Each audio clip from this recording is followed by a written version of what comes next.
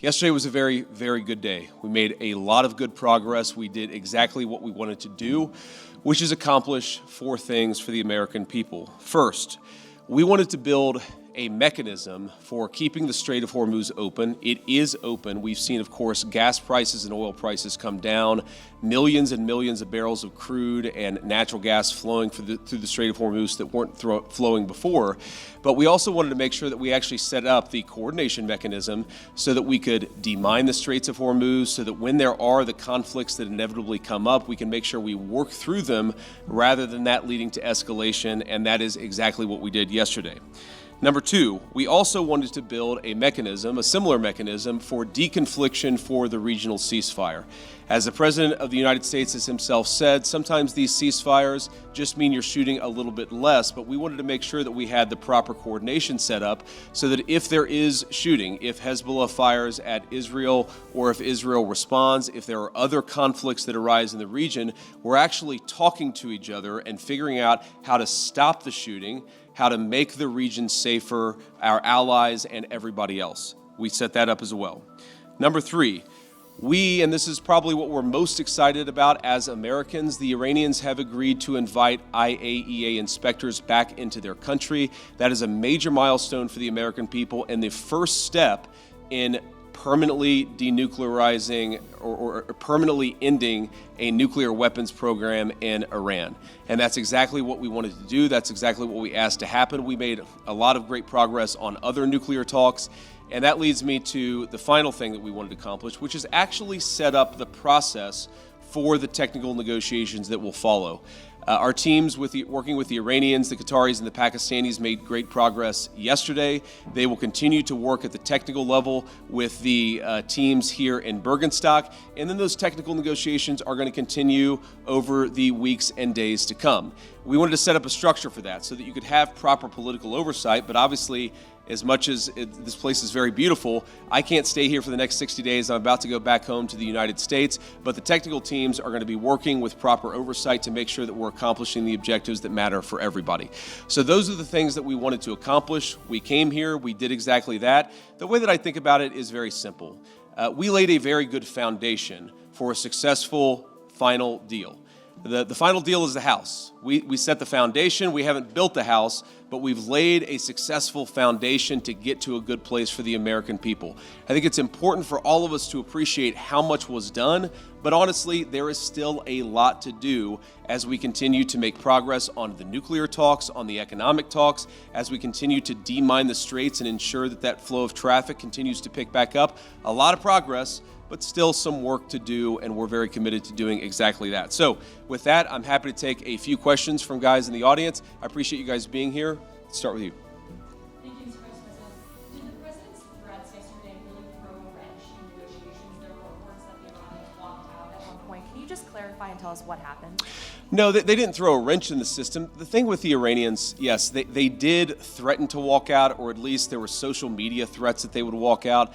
But we were negotiating well past 1 in the morning yesterday, so they didn't walk out. And their technical team is still here in Bergenstock working with our technical team actually as we speak, though I imagine maybe some of them are taking a break to watch this news conference. But look, what we told the Iranians yesterday is when you guys engage in what us millennials might call trash talk, you can't expect the President of the United States not to respond and not to correct the record. So when they say things that aren't true, the President is going to respond to it. I'm going to respond to it. Americans are going to respond to it. When they make threats that aren't rooted in reality, they have to accept that the President of the United States is actually going to set the record straight. That's all that happened. So yes, there was a little bit of threatening, there was a little bit of whining, but at the end of the day, the talks continued and we made great progress. Inspectors, when do you expect them to be welcomed into Iran? Is there a time frame that you guys are looking at? And also in terms of when we could see this entire conflict end, do you think this can end by the midterm elections? Well, look, right now the conflict is in a ceasefire, and certainly our hope is that we get to the final deal and a permanent settlement. But right now, I think we've made great progress, and we should all celebrate that. In terms of when the nuclear inspectors are going to start, it's funny, we were trying to call some of the inspectors last night around 2 in the morning. As you can expect, Not many people are answering their phone at 2 in the morning. I expect that will happen at the minimum this week, but we think even some of those conversations with the inspectors and with the IAEA could happen as soon as today, but I haven't checked in with our team since we made that 2 a.m. phone call to some of those inspectors. Sorry. Mr. Vice President. Thank you, Mr. Vice President. Did you, going in, expect the Iranians to make Lebanon as much of a linchpin as they ended up doing?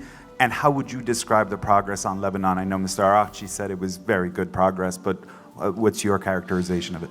Yeah, I would describe it as very good progress, too. I mean, look, we want a regional ceasefire, right? We want Hezbollah to stop firing at our friends in Israel. We want Israelis to be able to live in peace.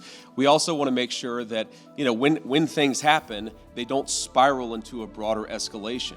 And so we've been, I think, very good at setting up what we're calling a deconfliction mechanism. But what it really is to say that when things happen, the sides are actually talking to one another. Sometimes, you got a bit of a chicken and egg problem, that you've got a junior guy who fires a drone that didn't have approval from the high command.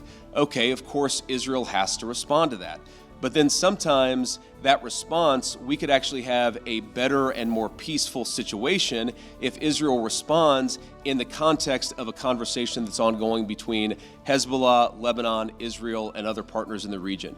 There really hasn't been a mechanism to have those discussions until basically around 4 p.m. yesterday, Bergenstock time, when we set that up. So what we're trying to do is to say, first of all, Israel and every other nation in the region has the right of self-defense, but we want to make sure that everybody has that right of self-defense in the background where we're talking about how to de-escalate these conflicts rather than spiraling out of control. Sometimes what will happen is that if the conflict spirals out of control, that's worse for everybody's self-defense and worse for everybody's security. So we've actually got the process in place to ensure that escalation doesn't happen. Now, I will say you already see the fruits of that. Over the past 24 hours, it's probably been the most peaceful that we've seen the situation in Lebanon. The previous 24 hours were pretty good. Obviously, there was some shooting about 72 hours ago. So this is a work in progress, but what we've done is actually set up the operation so that we can ensure it doesn't spiral out of control in the future. Does the U.S. want Israel to withdraw forces from southern Lebanon?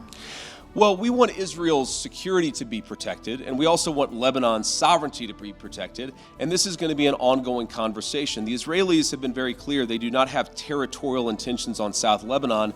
The reason they feel they have to be there is because they're worried about Hezbollah fighters in South Lebanon firing into Israel. We do believe, of course it's going to require a lot of hard work, that we can get to a place where Lebanon's territorial integrity and sovereignty is protected, Israel's security is protected, and that's going to require some coordination with the Lebanese armed forces, and also it's going to require the Iranians to rein in Hezbollah. That's all the sort of things that we were talking about yesterday, and again, I think that we got much further compared to where we were just 24 hours ago. Have you spoken with Prime Minister Netanyahu during any of this process at all in the recent days? Yeah, we were in constant contact with the Israelis yesterday, but also, of course, with the Saudis and the Emiratis and others in the region. We talked to the Lebanese yesterday as well, so we're constantly trying to keep our regional friends updated about this. This is not a deal that the United States is imposing on the region. This is a deal that the region has desperately asked the United States to put in place. Obviously, the headlines have been very focused about what's been going on between the United States and Iran, but this region has been a basket case for a very long time. And what the president has set us to do, again, lay the foundation, see if we can get to a permanent peace. If we can't, the President of the United States still has a lot of options to accomplish America's security objectives, but he has certainly committed us to this pathway for now, and we're going to keep on working and seeing what we can accomplish. And then I want to just, before we depart here, I want to say one last thing. I've seen some misreporting about frozen or unfrozen Iranian assets. One of the other things that we wanted to do, and wasn't as high of a priority for us for obvious reasons, but we wanted to make sure that we set up a process where if we ever unfreeze Iranian assets, we can ensure that that money, that Iranian money, goes to help the people of Iran and not to fund terrorism. So Jared Kushner actually came up with a very interesting solution with the Qataris, where basically, again, if there is any frozen Iranian assets that are unfrozen, then we have approval over that process. The Qataris have approval over that process. And then the money would actually go to buy American soy, American corn, and American wheat for the benefit of the Iranian people. And as much as I see some of the press misreporting on this, and of course, buttressed by what the Iranians are saying, or not all Iranians, I want to be clear, there are a lot of Iranians who are telling the truth about what happened yesterday, but you see some social media reporting that gets this wrong. But fundamentally, what Jared and the Qataris and the entire team here in Bergenstock accomplished is, to me, a classic Trump deal, where if Iranian assets are ever unfrozen, they're going to go to make American farmers richer and to feed the Iranian people. That's a very, very good and very classic Trump deal that's great for our people, great for the people of Iran, and fundamentally, again, will contribute to this regional security architecture that we've built and that we're going to work very hard to ensure that it endures. So from Switzerland, thank you all for being here. I appreciate the questions and I appreciate the engagement. I'm looking forward to going back home, and we'll certainly keep everybody updated on what happens in the days and weeks to come. Thank you all.